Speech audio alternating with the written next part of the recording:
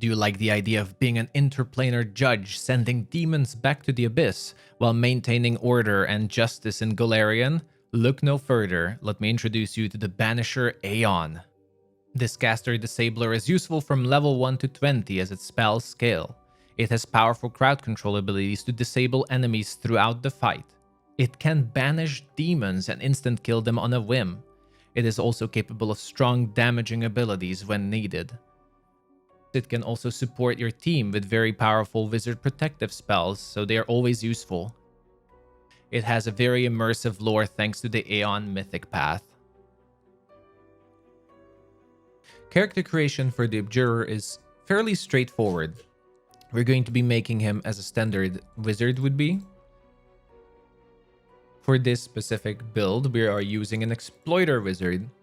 We still get the full benefits of a wizard spellbook, but we also get the benefits of exploit, and there is one specific exploit that we are very interested in. For race, we are choosing half-elf for their racial abilities, namely the elven spell penetration that we're going to be using.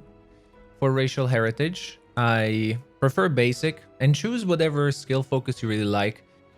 For background selection, we are choosing the pickpocket for the bonus initiative rolls. For your stat spread, we are removing some strength. We are maxing out intelligence. We will need it a lot, since the more intelligence you have, the higher your saving throws are going to be as well. Well, not your saving throws, but your difficulty class and your skills. So this is very important to us. Here you can choose if you want to use some touch-based attacks, then feel free to actually put points into dexterity. But keep in mind that your touch spells will be only good against ranged enemies. That's still very good.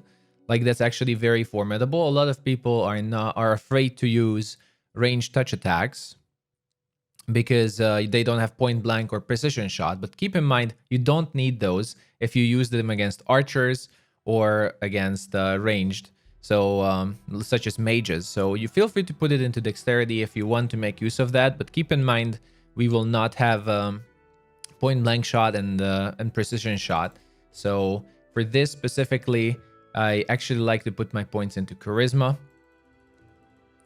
so that we can make use of some of our Arcanist exploits. Additionally, for those persuasion and use magic device skills. Going back to skills, then we chose Arcana, so that is a no-brainer. We put some persuasion and magic device. Feats is very standard. This character at the beginning is going to be using Conjuration. We are only going to be transitioning into our Aeon Abjuration Banisher mid-levels, because Abjuration at the beginning is not very offensive or useful, so this character is going to be both Conjuration and Abjuration focused. For that, we use Spell Focus Conjuration, with your Wizard bonus feats being Greater Spell Focus Conjuration. This means from level 1, your Grease is going to be already very powerful. Your first arcane exploit is going to be Potent Magic. Potent Magic will increase the DC of your next spell by 2. And thus, with Focus, Spell Focus, and Greater Spell Focus Conjuration and Potent Magic, your Grease is going to be increased by 4 immediately. So that is a huge bonus to your Grease on your early level. And of course, all your Conjuration spells. So you can already imagine now how early level is going to look like with your character. For your base spells, I do recommend taking Enlarge Person, Grease, Mage Armor, Magic Missile, Shield, Snowball, Stunning Barrier, and Reduce Person. These are the spells I like to use. But of course, from here, the only really important is to take Grease. For a deity, I do recommend Abadar. Abadar gets lots of unique lines throughout the game, and it does fit our Aeon roleplay. For alignment, this character is a lawful neutral. He only cares about banishing demons, and he does not care about the struggles of mortals.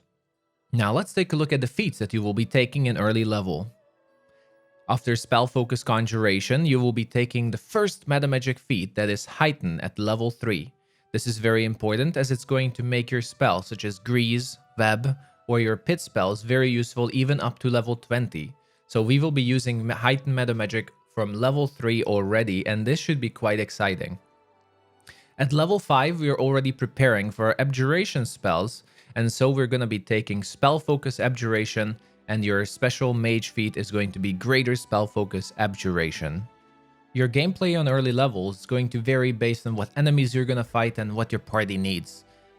As a wizard, you have access to many useful protective spells, so you're going to be using Protection from Energy, Resist Energy, Protection from Alignment, and of course, in my opinion, the most important one, which is Protection from Arrows.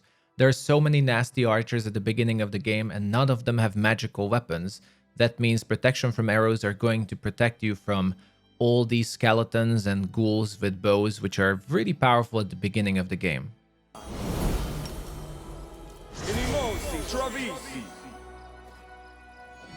In combat, you will be focusing on all your crowd control abilities. You will be able to stack pits, grease, and even stinking cloud on each other. And with that, you will be forcing the enemy to throw 3 saving throws at least every single round, and one of them is bound to work and make your party be able to deal with the enemy with ease. As we continue leveling our character, we continue to focus and prepare for our Abjuration spells. That means at level 7, we're taking Spell Penetration. At level 9, we continue with Greater Spell Penetration, and we're just ready as we unlocked level 5 spells, and that means you will be able to take Dismissal from now on, which is our first banishment spell. On level 10, we can take Spell Specialization as a special mage feat and specialize on Dismissal from now on. On level 11, we take Elven Spirit, which will further increase our spell penetration. Your mid-level gameplay is going to be quite similar to early, except now your character is actually able to kill demons much easier. You now gain access to powerful protective spells such as Stone Skin Communal, which is useful to the end of the game as well. And apart from more powerful crowd control abilities such as Cloud Kill, now you're also able to use Dismissal on demons and instantly kill demons with lower will saving throws. And this is going to be the basics of our banishment character that is going to be only better as we go on. As we go on with leveling, our character's foundation is set, and so we gain more freedom on how we want to build it. But first, on level 13, we do want to take Persistent Metamagic. With Persistent Metamagic, the enemies will now have to make 2 rolls and choose the worst one when trying to resist our banishment. So first of all, at this point, you can now choose to either use Persistent Dismissal on single target, if you, for example, meet a more powerful demon, or use our brand new unlocked AoE Banishment, which is going to be able to banish demons in a whole area. At level 15, I decided to go for Elemental Focus and Greater Elemental Focus. Here you have your freedom. I personally chose Acid because it has some good synergy with certain conjuration spells or even Acid Pit, but feel free to go for whatever element you prefer to have some more variety with your spells. On level 17, we take Toughness for more survivability. And at level 20, frankly, at this point, we can choose whatever we prefer. For role-playing and for the theme, I did choose to go with Destructive Dispel, and it gives us a little bit of CC for the end of the game when we choose to dispel stronger enemies. At this point of the game, all wizards are very powerful. You have the benefit of the whole arsenal of wizards, so you will be able to use all your spells from your spellbook, including your Aeon spellbook as well. At this point, you will be able to cast utility spells, buff your whole party, use powerful abilities such as Tsunami. You will be able to banish enemies or dismiss just singular powerful enemies at will. While leveling, you might ask what Arcanist Exploits you should be taking, because you will be able to choose various. After our first level, of course, when we are choosing Potent Magic, which increases either the caster level or the difficulty class of our spells, frankly, we don't make very big use of Arcanist Exploits. The DC and caster level increase in itself is worth taking this subclass, but apart from that, there are a few more useful Arcanist Exploits you can take.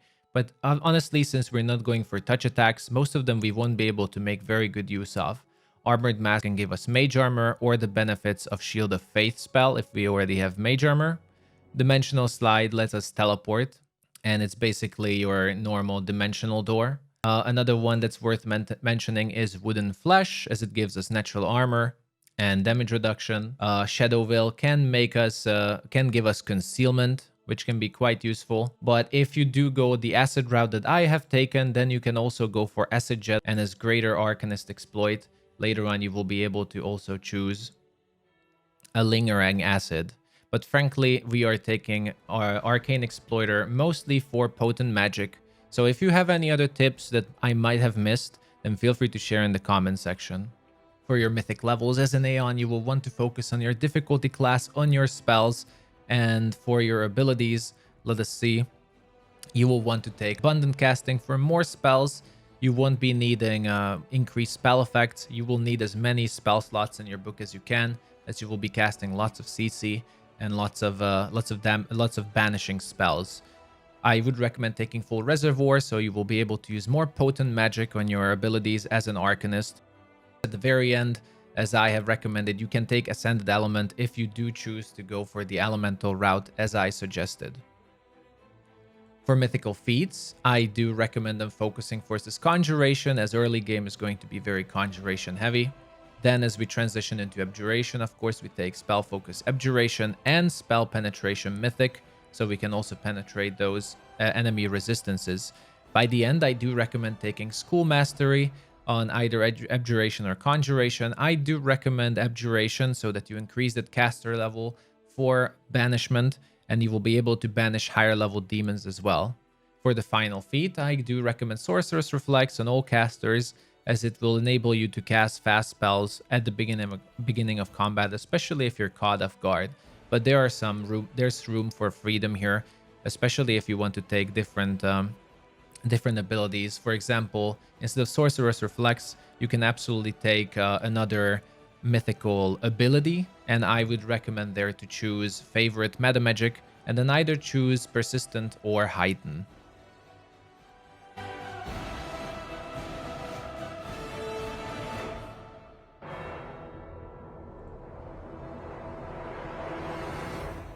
For using your Metamagic, I recommend from the get-go to use Heighten on your Grease and put it also on your maximum spell level, and thus Grease can be useful even very late game.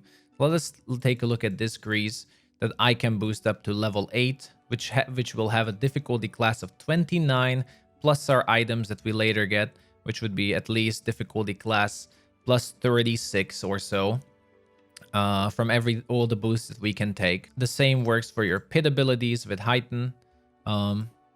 Unfortunately on them we cannot use Persistent, but you can use Persistent Metamagic on your Stinking Cloud and also Heighten, and this way you would be able to make a Stinking Cloud of difficulty class 28 plus your spells and abilities, which is at least again around 35, 36, and enemies will have to roll twice to resist your poison.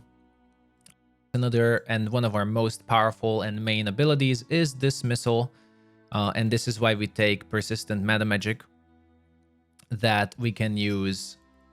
You can use it on Dismissal, and now at this level, if anyone wants to save against Dismissal, they will have to take 2 will saving throws and take the worst one, so you have a double chance on instant killing powerful enemies. Later on, you can boost this even further to a level 9 spell, and thus have again roughly a difficulty class 33 to 35 depending on your mythic rank Dismissal, and that will be able to kill most powerful demons that you meet. You can attempt to use similarly on Banishment, but keep in mind that Banishment doesn't work on the most powerful demons, and of course you won't be able to heighten it much further, as it's going to be already a level 9 spell. So these two Metamagics are going to be your bread and butter. Use them as you like. Just don't forget to use these, because again, like Grease can be very powerful even until level 9. Now let's talk about some items. Sadly, in this game, Alcat prefers enchantment and illusion mages, but that does not mean that other wizards don't benefit from some items. Both the Numerian Greatsword and the Quarterstaff of the War Mage is available in Act 3, which is quite early in the game, and they do increase your DC of your spells by +2. The Quarterstaff of the War Mage War Mage additionally increases your spell penetration as well. So that will be the preferred item to use, depending on which area you want to go first, either the Ivory Sanctum or the Numerian Greatsword, which is found in Blackwater. Or if you don't like Blackwater, you can skip that completely and just go for the Quarterstaff of the War Mage. Apart from this, you want to get all the items you can for spell penetration. I think Voljif also sells a War Robe that you can get. Thank you for watching, everyone. Hope you enjoyed the guide, and I hope you will enjoy this character. The question of the day is, for today, did you enjoy this new format for the guide? Do you think something should be changed? Let me know what you think of it. Leave it in the comment section. Thank you for being here, and I hope to see you on my live streams as well. Goodbye.